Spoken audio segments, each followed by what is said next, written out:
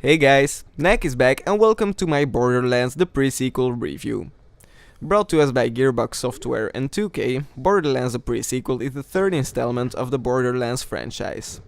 It came out on PS3, PS4, Xbox 360, Xbox One, OS X, PC and Linux, and it's a first-person shooter just like the previous titles. And the story takes place between Borderlands 1 and 2, so a lot of blanks from the known story gets filled.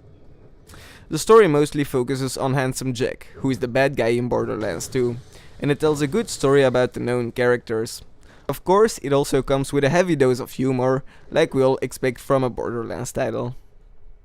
Now, the game got mixed reviews when it came out, since there was a lot of praise for a new world, new characters and new mechanics or elements, but there was still a lot of negative talk about the not so great level design and the fact that there are no significant changes from the core mechanics of the Borderlands franchise. But as a fan of the series, I'm here to tell you that I really enjoyed my time playing it. And although Borderlands 2 is a lot better in my opinion, I think you would miss out by skipping this game if you like the Borderlands franchise. And if you're new to the franchise, I highly advise checking out Borderlands 2. So what is it exactly that makes this game so good? Well, for me, I really like it because it's a co-op PvE game where your weapons are your loot. You have different levels, quests, side quests, bosses and raids, and all of this happens in an over-the-top dystopia filled with crazy funny bad guys. So it has all the positive elements of the Borderlands franchise, the pre-sequel, but comparing it to the second Borderlands, I think it's obvious that the pre-sequel could have done with some more gameplay. I think I pretty much finished and saw the game in a good week, while I remember playing Borderlands 2 for the longest time. Part of this is because of the fact that some bosses won't respawn, so you can't farm bosses for certain weapons, which takes away a lot of gameplay time, if you're a crazy person like me and spend days getting the Infinity Pistol for example. But in general that's probably the only negative thing when comparing it to Borderlands 2 in my opinion. Now you might ask yourself what makes this Borderlands still worth it. Well, the world, aka in space, is awesome to explore and jump around in, and you can play as the best character ever created in the history of video gaming, namely Claptrap.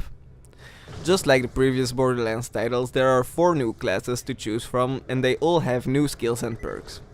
There is also a new type of gun that shoots continuous beams of energy and a new element called cryogenic, which translates to freezing element, and a shit ton of weapons from the previous titles make a comeback, so this might as well be the game with the biggest variety in guns I ever played. Now, one of the things that I really enjoy is play a Borderlands title for the first time with a friend, and this one is no exception. The combination of a good questline, funny characters, cool bosses and weapons as loot make it a blast to play, especially in a party. This is the reference game when it comes down to co-op play in my opinion. It always works really easy and really fast, so that adds a lot of quality, since you can share those epic moments with your friends.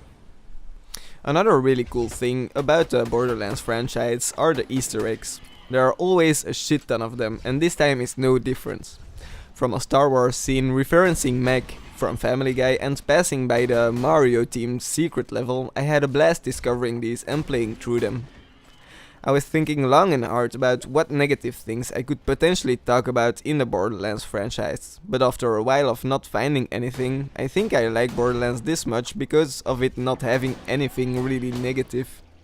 No, it didn't have anything new when it comes down to gameplay, but having everything work correctly and complementing each other is what makes this game so good in my opinion. That's about it. I don't know if there is anything else to say, but in summary I would say that the pre-sequel delivered what I expected as a Borderlands fan. And a combination of a new world, new classes and other small additions make it a different experience and make it stand out a little when comparing it to the previous titles. Anyway, that's it for me for today. If you have any questions, suggestions or anything else about Borderlands, don't hesitate to share it with us in the comment section.